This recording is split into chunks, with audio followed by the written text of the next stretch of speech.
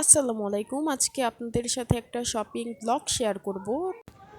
আজকে যাচ্ছি ঈদ শপিং করতে। প্ল্যান ছিল যে শুরুতে যাব প্রিয়াঙ্গনে, দেন নূরজাহান মার্কেট হয়ে সেখানকে আর কি একটু জুতা বা টুকিটাকি যেগুলো থাকে সেগুলো দেখে দেন স্ট্যান্ড মল্লিকাতে আসব।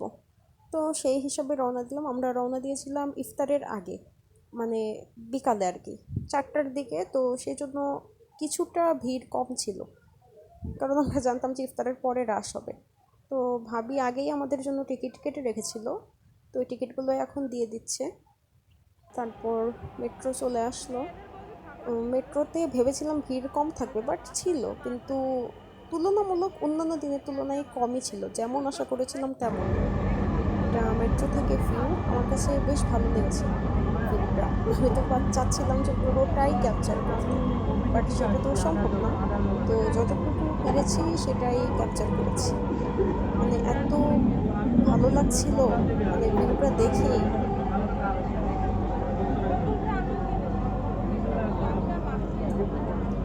তো টিএসসিতে নামার পরে দেন আবার চলে যাচ্ছি এখন একটা অটোরিকশা নিয়ে প্রিয়াঙ্গনে।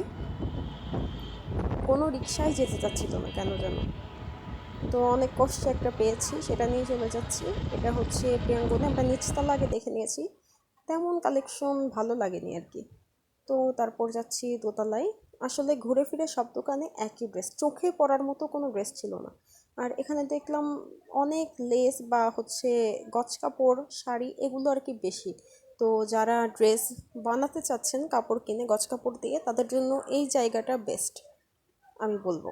টুকটাক কিছু ক্লিপ নিয়েছিলাম ড্রেসের, তেমন কোনো ভালো কালেকশন আর কি ছিল না।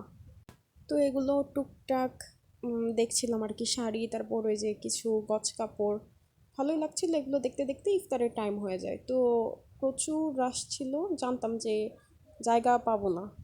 ফাঁকা মার্কেটে ঘুরে দেখে নিলাম আগে, এই যে পুরো ব্লক আর কি সব ভিড়, কোনো ফাঁকা নাই। তো কোনো রকম ইফতার শেষ করে এই যে এখন চলে যাচ্ছি নূরজাহান মার্কেটের দিকে জুতা কিনতে আগে।